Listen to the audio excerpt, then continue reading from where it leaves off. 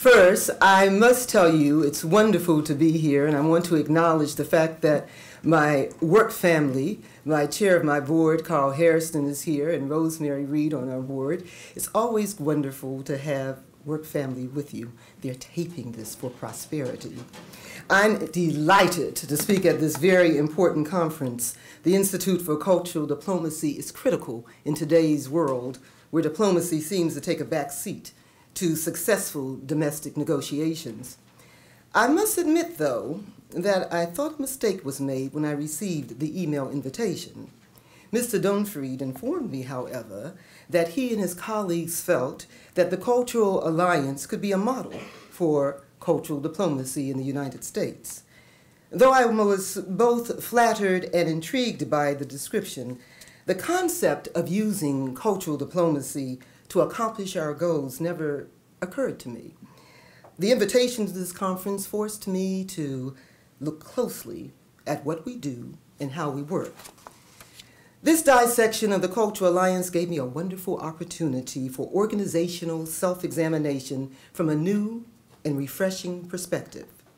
Today, I'm going to tell you how arts and culture is a key to diplomacy in our work, to unite over 250 not-for-profit arts organizations representing more than 2,000 artists and arts administrators that serve diverse communities in the District of Columbia, Maryland, and Virginia, and have an economic impact of over $1.5 billion. One would think that our work would be easy, since all the organizations that we work with have art and culture as their common denominator. Now, when I say art and culture, I want you to understand that I'm talking about all forms of art: visual, music, dance, theater, and the written word. Together, the organizations comprise a vibrant and dynamic regional arts community. Separately, each organization uses art to inspire, build, and transform their communities. I have seen miracles. Organizations with little or no resources use their creative visions of big dreams, optimism, determination, and unbridled passion to transform desolate, dark, and evil, joyless places into community centers of creativity, development, and light. Art and culture excites and ignites confidence in young minds while serving as a conduit for creative thinkers. The Cultural Alliance is a vehicle to connect arts and cultural organizations across jurisdictional boundaries and arts disciplines. We unite organizations under one umbrella and provide services and opportunities that make it possible for them to connect to each other. In 1978, when the Cultural Alliance was founded, there was little or any organizational integration. The genesis for the idea to establish the alliance came from leaders in the fields of business, arts, and research.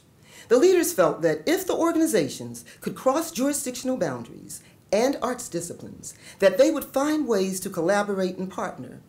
Though those organizations in the same discipline were aware of each other, there was little or any partnerships between organizations in different disciplines. To encourage the groups to consider coming together, the founders used two motivators. One was affordable health insurance, and the other was a ticketing outlet. A larger group would provide a better rate for health insurance. A discounted ticket outlet would make it possible for organizations with unsold tickets to sell them under one umbrella. As the years passed, more services were added. Business volunteers to assist with internal controls, workshops and forums, research, and arts job bank, and in 2008, a web-based calendar, Culture Capital. The organizations paid a membership fee based on their budget and self-selected the services that they wanted. Now, the Cultural Alliance could be compared to their organizations would be countries of various sizes, cultures, and wealths. Some have one strong leader in developing governance structures with internal systems that are evolving. Others, regardless of size or wealth, have highly functioning governance and internal operations. There are organizations whose leaders have international reputations, like Michael Kaiser, President and CEO of the Kennedy Center, or Septine Weber, Artistic Director of the Washington Ballet. There are organizations with full volunteer staffs, and regardless of the discipline, size, and wealth of the organization, each is driven with a passion to serve their community with art and a passion to use art as a conduit to transform lives.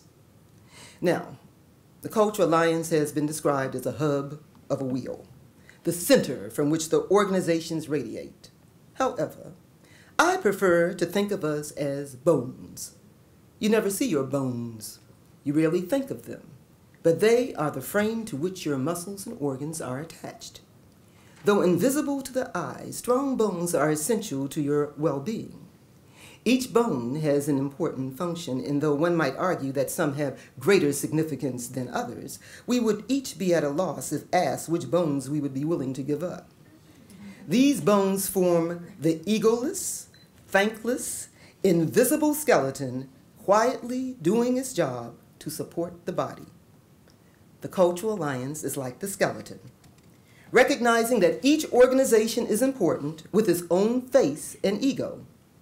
Our function is behind the scenes, stepping out in front to be the face of the organization only when it is judicious and only as a catalyst to promote their good works. Charles Wesley Emerson, the founder and first president of Emerson College in Boston and also a philosopher and a Presbyterian minister, wrote The Evolution of Expression. I thought of the 4 stages in this text when thinking about cultural diplomacy in the United States. Emerson describes 4 stages of expression, which I have adopted to describe the philosophy that we have used for the Cultural Alliance of Greater Washington. The first stage is the whole, which is the regional arts groups of all cultures, disciplines, locations, and sizes. The members are theaters, dance companies, choral groups, museums, art galleries, writing centers, major performance venues, and arts councils and commissions. The institutional budgets range from $25,000 to over $20 million, with staffs that are all volunteer to paid staffs of over 100. The catchphrase, ENO, everybody in, nobody out, was created by Patrick Hayes, one of the founders of the Alliance, and in his time considered the Dean of the Arts.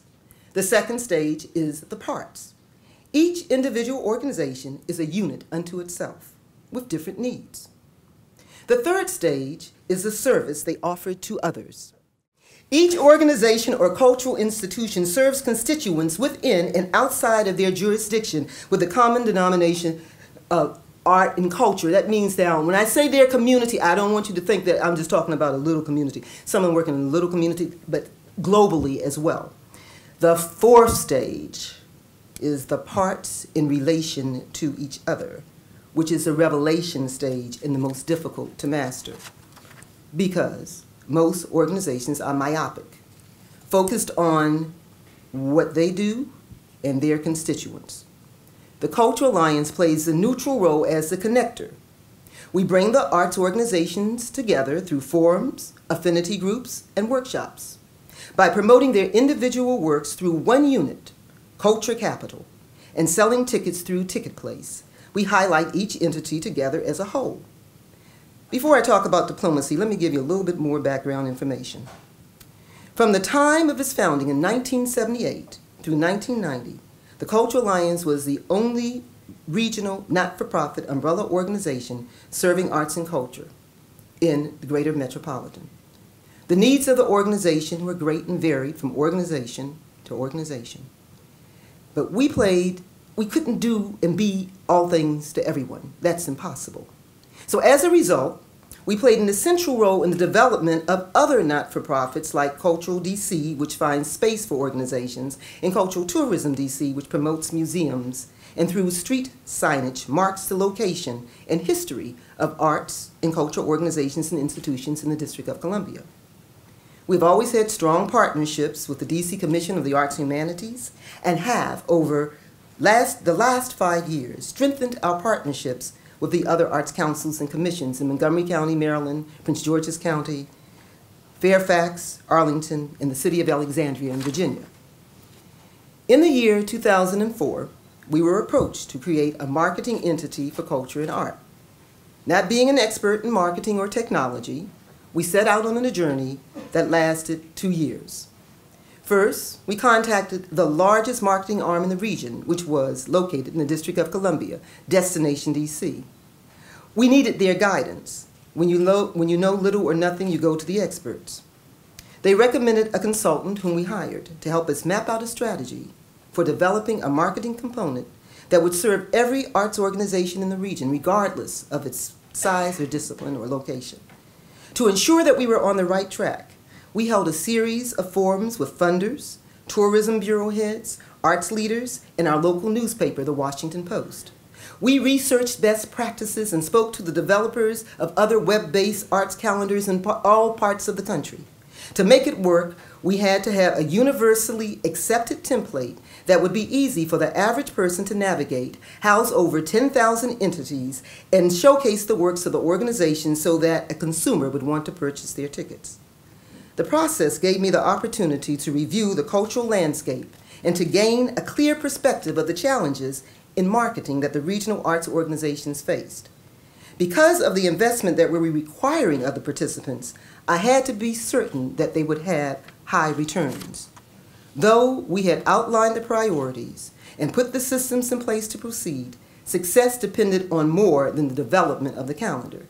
The calendar, in order to be successful, required a financial commitment as well as the involvement of at least one staff member at each organization to post their shows and programs. This project had many moving parts, and for every organization that wanted to embrace it, there were two that did not. Regardless of the naysayers, we proceeded. Now, since the beginning of the millennium, the organization said they wanted comprehensive marketing. At one point, we felt as if we were herding cats. The group was clearly divided. We had to make a decision to continue because we believed the project was necessary, and frankly, we'd gone too far to turn back. We believed that this was a collaboration with tremendous possibilities. We were building a system and leveraging technology to create a successful regional marketing tool. We had done our homework, we had secured partners, we had investors, and in spite of the naysayers, we had to show leadership and move forward. Collaborations and partnerships were always an essential factor in the success of the alliance. But the transformative changes in the organization occurred when the internet appeared on the scene. The internet forced us to rethink who we were as an organization and changed our ability to offer several exclusive services. What was once exclusive to our members was now open to the public through the internet. Technology was a conduit to change in the culture of our organizations and of the Alliance. The change snuck up on us like fog on a clear winter night. When the internet was introduced in the 1990s, the arts community, especially the small and mid-sized organizations, were the last ones to embrace it. Several questioned its value. Many were uncertain if an investment in technology would have a lasting effect. The questions rang out. Is this a fad? Do I really need to buy a server? Will this catch on? I remember, though, it seems impossible. It seems impossible when arts and business leaders complained alike that emails would just be another way to drain them of their time. Emails, now we can't live without them. The internet and email reached the general public in the late 1990s or early 2000s. The point is, when we finally accepted technology as a necessary tool to successfully implement our work, we were struck by the realities of a major economic downturn, a downturn so powerful that it forced us to reassess our direction, digest and assimilate the change, and integrate this new reality affecting all of us. Change doesn't come easy, and most of us would like to believe that we are open to it. But I recently learned from my children, when it comes to technology, that they regard my husband and me as a traditional neighbor in Robert Frost's poem, Mending Wall. Robert Frost, a New England poet, writes about two neighbors who meet to repair a boundary wall that separates their property. I'll do it for you.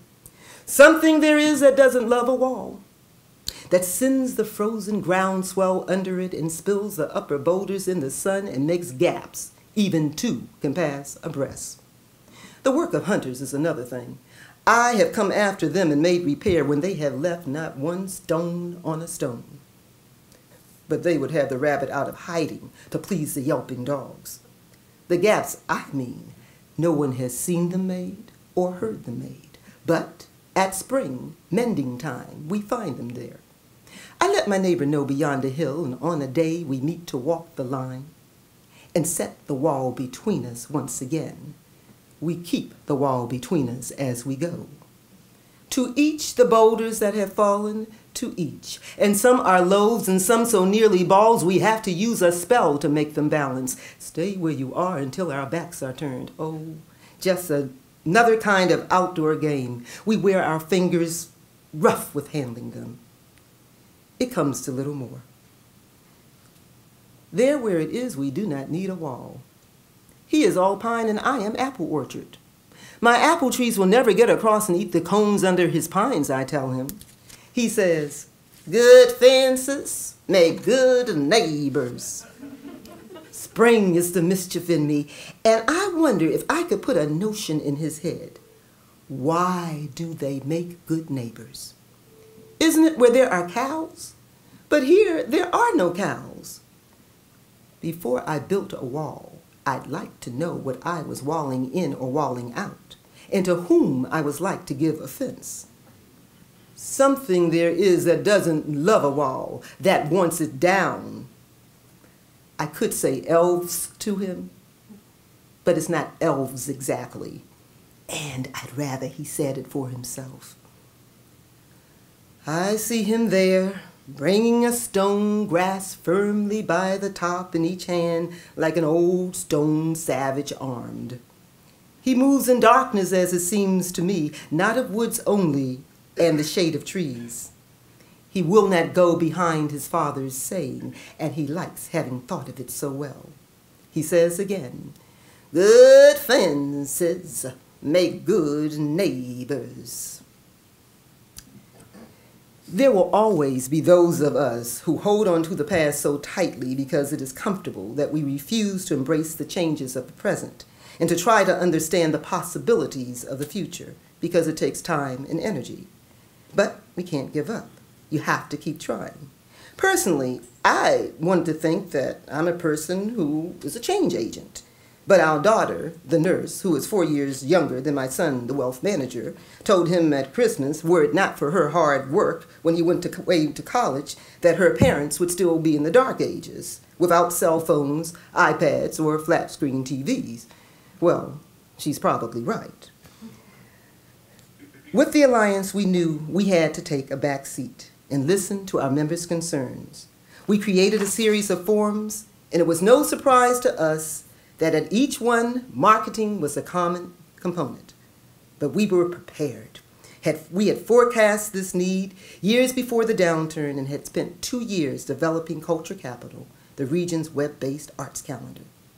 Before the downturn, we had the buy-in and the investment of the funders and the organizations. The site was launched, but unfortunately for us, it was too new to the organizations to be considered a viable marketing tool. At every forum, organizations still said that they needed marketing and they never mentioned Culture Capital.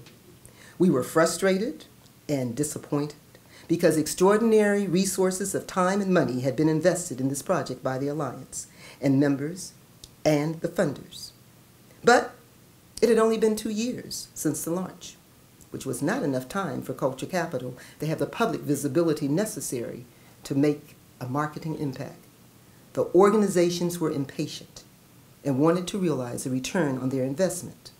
To move forward, we unknowingly were using the first important step in cultural diplomacy, which is to understand and respect the challenges and successes of your individual players. At the time of the economic downturn, the whole, which was the region, was not as important as the individual part, their organization. Each organization was engulfed in the challenges caused by an economic downturn that threatened the immediate survival of programs, staffing, and in some cases, entire organizations. We were certain that in time, Culture Capital would emerge as a viable arts and culture marketing tool and would make art and culture visible to the public. We continued to work with the members, keeping them engaged and making certain that they knew that we valued them. The Alliance staff went above and beyond all expectations to serve arts organizations with Culture Capital and kept the doors open to the naysayers. we were now implementing the second step in cultural diplomacy. Come to the table without ego.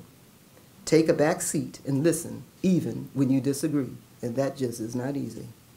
To ensure participation from those organizations that could not afford to participate, some of the arts councils and commissions created an umbrella for organizations in their jurisdictions and paid the fee, making it possible for small and mid-sized organizations to participate. Everybody in, nobody out. Over a period of 4 years, from the launch in the spring of 2008 to the fall of 2012, the visitation to Culture Capital increased from 3,000 a month to 40,000 a month. Within this same period, we had to encourage organizations to complete an economic impact study and audience survey for Americans for the Arts, the nation's leading nonprofit organization for advancing the arts and arts education. We coordinated the regional study in partnership with arts councils and commissions in greater metropolitan region. We pooled our resources and presented the data at a region-wide press conference, using technology to spotlight each region's data in a collaborative video which highlighted the elected officials from each of the 6 jurisdictions that comprise the greater Washington region. The Cultural Alliance moderated the press conference, but the region was the star. Arts councils and commissions placed the video on their websites, as did several organizations. Because the elected officials were in the video, the elected officials were aware of the value of art and culture in their jurisdiction and of its regional impact. This is of great benefit to our members because the video is a tool for advocacy. Cultural diplomacy lesson number 3 and 4. Be bold enough to give the players the opportunity to work together by empowering them to find the solution to problems. And 4, maintain the role of servant leader working behind the scenes. The Cultural Alliance Board is representative of arts leaders of large and small organizations, of arts councils and commissions, and large and small businesses. The discussion at the board meetings is exciting and intense, but at the end of the day, we value our individual member organizations, their work, and their expertise. Another Frost poem entitled Two Tramps in Mud Time illustrates conflicting views. A man chopping wood on his property one mild spring morning is enjoying the task when he's approached by 2 lumberjacks looking for work. The man doesn't want to give up his task of chopping the wood, but is conflicted when approached by the lumberjacks. The poem describes the conflict. I'm going to give you 2 stanzas. Out of the woods, 2 hulking tramps from sleeping God knows where last night, but not long since in the lumber camps. They thought all chopping was theirs of right. Men of the woods and lumberjacks, they judged me by their appropriate tool. Except as a fellow handled an axe, they had no way of knowing a fool. Nothing on either side was said. They knew they had but to stay their stay, and all their logic would fill my head, as that I had a right to play with what was another man's work for gain. My right might be love, but theirs was need, and where the 2 exist in twain, theirs was a better right, agreed. But yield who will to their separation. My object in living is to unite my avocation and my vocation, as my 2 eyes make one in sight. Only where love and need are one, and the work is play for mortal stakes, is the deed ever really done, for heaven and the future's sakes. Among other things, these lines confirm for me that when 2 opposing groups come together, one with more expertise than the other, but both focused on the same task, that regardless of ownership and expertise, they can unite. So to recap, for soft diplomacy, we've learned, 1, it's necessary to understand and respect the challenges and successes of the individual players. 2, to come to the table without ego. Take a back seat and listen, even when you disagree. 3, be bold enough to give the players an opportunity to work together by empowering them to find the solution to problems. And 4, maintain the role of servant leader, working behind the scenes to provide support with patience, determination, and focus. Arts and culture is a universal, empowering, and transformative language and can be a key to diplomacy. Thank you.